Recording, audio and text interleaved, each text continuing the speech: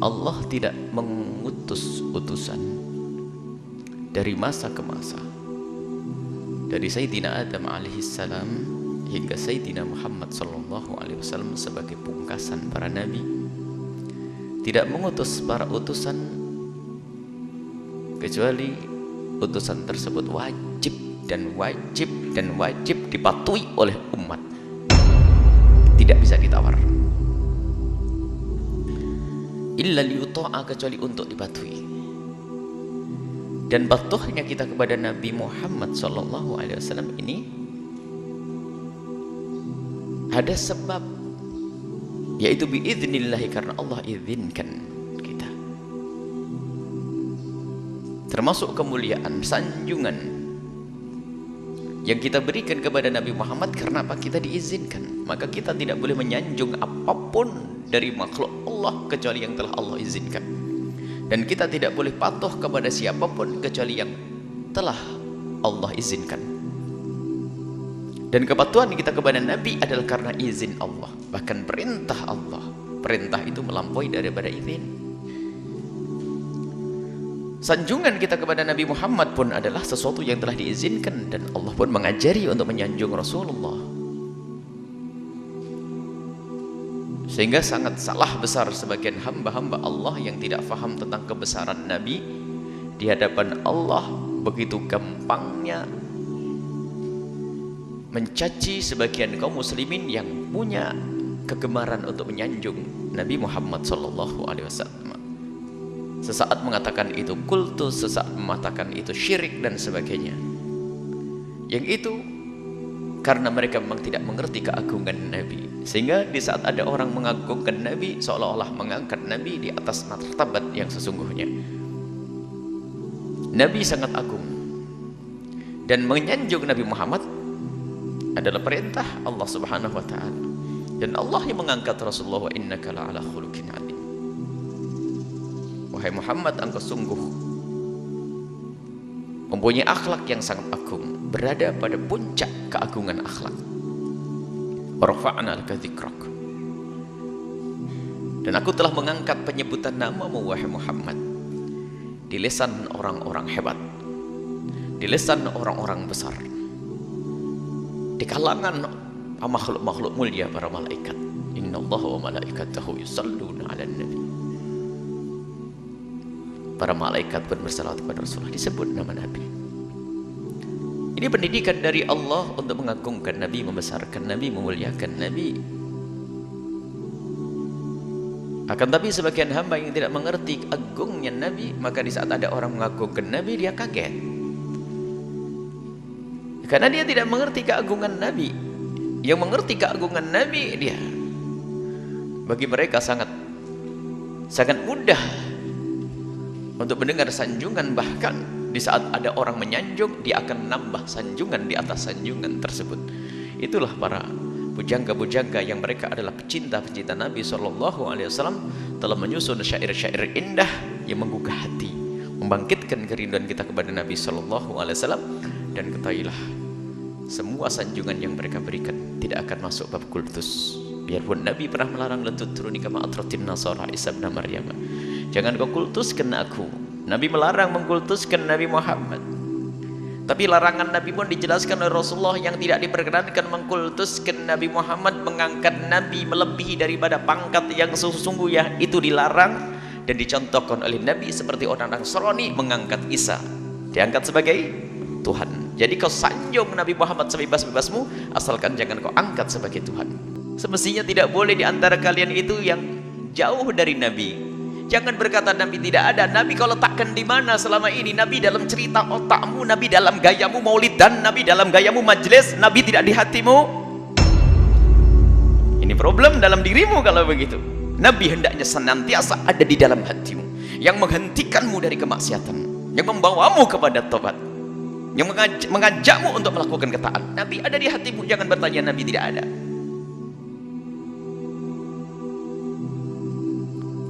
Hayati khairun lakum wa mati khairun lakum. Nabi sudah menyebutkan mati Nabi lebih bagus untuk kita yang sambung hati dengan Rasulullah. Hayati pun, hidup Nabi adalah juga bermanfaat bagi orang yang sambung hati dengan Nabi. Biarpun lihat Nabi Muhammad tapi hatinya tidak sambung, muncul Abu Jahal, Abu Lahab. Jauhkah datang kepadamu wahai Muhammad? Datang dulu kepada Rasulullah. Datanglah dengan Nabi, kepada Nabi dengan hatimu. Saat ini kita berjauhan. Dan kita pun juga diperkenankan datang ke kubur Nabi. Seperti Ibnu Katsir sendiri waktu menghadirkan tafsir ayat ini, cerita tentang satu orang yang duduk di samping kubur Nabi SAW, melihat ada seorang badu yang datang kepada Rasulullah. Ya Rasulullah, Nabi Muhammad sudah di dalam kubur. Ya Rasulullah, aku mendengar Allah Subhanahu wa taala berfirman wala annahum idzalamu anfusahum ja'uka fastaghfirullah wastaghfara lahum rasul wajadullah tawwabar rahim. Aku mendengar ya Rasulullah bahwasanya Allah berfirman, kalau ada orang melakukan dosa datang kepadamu, kemudian dia beristighfar, kemudian setelah itu diistighfari oleh nabinya, maka Allah akan mengampuni. Maka aku datang kepadamu ya Rasulullah, mintakan ampun kepada Allah ya Rasulullah.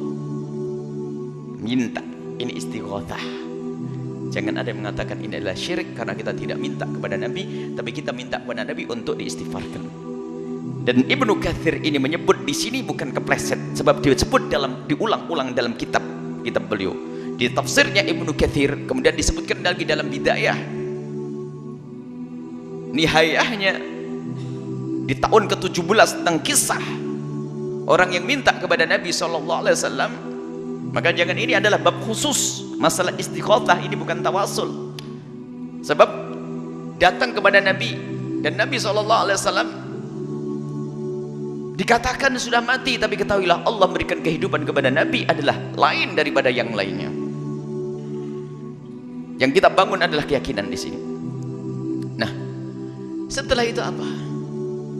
Seorang tabi'in, seorang yang duduk di samping kubur Nabi tadi tertidur. Setelah itu mendapatkan mimpi, ketemu Rasulullah. Kasih tahu seorang badui, orang pegunungan yang minta tadi sudah diampuni dosanya oleh Allah. Ada sebagian yang mencoba melemahkan kisah ini. Kisah ini adalah kisah dalam mimpi, memang tidak bisa jadikan hujjah, akan tapi yang akan kita jadikan hujjah Ibnu Katsir adalah orang besar yang mendatangkan kisah ini. Apakah Ibnu Katsir adalah orang bodoh tentang kesyirikan? Kalau Ibnu Katsir adalah orang yang bodoh dengan kesyirikan, siapa yang pintar tentang kesyirikan? Ibnu Katsir, kalau memang itu hal kesyirikan, saya tidak akan dituliskan dalam bukunya. Sebab syirik bagi ahli ilmu bukan sesuatu yang tersembunyi. Bukan kita orang bodoh yang kepleset masuk syirik. Ibnu Katsir orang besar, dia faqih madhab Syafi'i. Biarpun dia berguru dari orang yang akidahnya beda, ternyata beliau juga berpegang dengan akidah Asy'ariyah, Syafi'iyah, dari Syafi'i. Ibnu Katsir bukan orang bodoh tentang akidah. Orang awam iya, tidak ngerti syirik, nggak ngerti ini, orang awam. Tapi ini jangan dianggap Ibnu Katsir orang awam. Kalau memang kisah yang disebutkan oleh Ibnu Katsir di dalam tafsirnya, dan di saat Ibnu Katsir menafsiri walau annahum idzalamu tidak menyebutkan tafsir yang panjang, beliau langsung mendatangkan kisah ini. Coba dilihat di sini. Cuman hamba-hamba yang jauh hatinya dengan Rasulullah mengatakan itu adalah tatsis, dimasukkan oleh orang lain.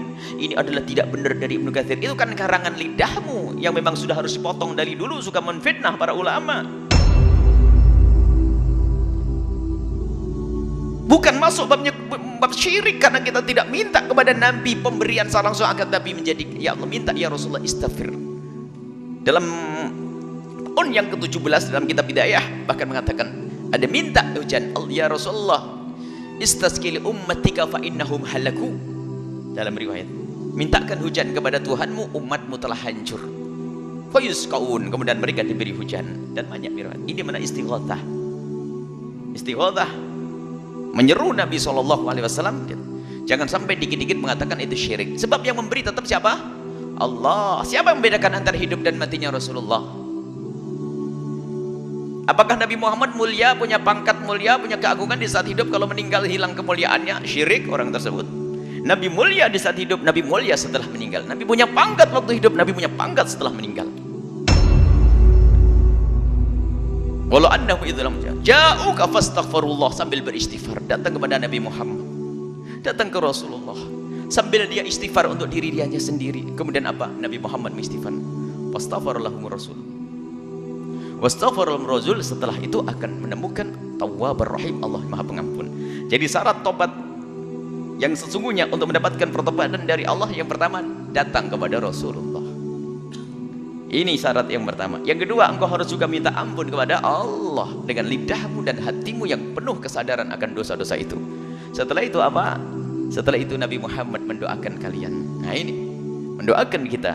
Nabi Muhammad memohonkan ampun kepada kita. Dalam hadis sahih, turadu amalu ummati, disodorkan amal umatku kepada aku, kata Nabi SAW. Kalau baik hamidullah, kalau baik aku akan sanjung Allah, puji Allah Subhanahu wa taala. Kalau jelek istaghfartu li ummati, aku mohon ampun kepada umatku. Begitulah kasih sayang Nabi sampai hari ini pun tidak pernah putus. Maka sambungkan diri kita kepada Nabi sallallahu alaihi wasallam. Baik, ketiga, datang kepada Nabi, datang dengan hati kita, datang dengan jasad kita. Tidak apa-apa kita bercita-cita untuk bisa ziarah kubur Nabi sallallahu alaihi wasallam, karena jasad Nabi ada di sana. Dan memang bersalam dengan Nabi jauh dan dekat sama, Nabi bisa akan menjawab. Akan tapi kedekatan dengan Nabi sendiri, dengan kubur Nabi, dengan jasad Nabi ada maknanya. Kalau tidak ada maknanya, Sayyidina Abu Bakar As-Siddiq tidak pernah minta dikubur dekat dengan Rasulullah. Sayyidina Umar tidak akan minta dikubur dekat dengan Rasul sallallahu alaihi wasallam. Kami mendapat faedah dari Fadilatul Habib Abdullah Baharun, waktu itu lagi duduk dengan Habib Alwi Baharun, dan Habib Alwi Alatas mengingatkan dia, wahai anakku, belajar akidah tidak susah. Coba kau lihat dari kuburnya Rasulullah sallallahu alaihi wasallam. Ada Nabi Muhammad, ada Sayyidina Abu Bakar, ada Sayyidina Umar. Dan kita melihat dari kubur ini saja sudah belajar akidah yang luar biasa dahsyat. Sayyidina Abu Bakar dan Sayyidina Umar dikubur dengan Rasulullah menunjukkan bahasanya batilnya orang Syiah. Batilnya orang Syiah. Bagaimana musuh Allah bisa dikubur dekat dengan kubur Rasulullah sallallahu alaihi wasallam? Ini menolak kaum yang mencaci maki Sayyidina Abu Bakar, Sayyidina Umar.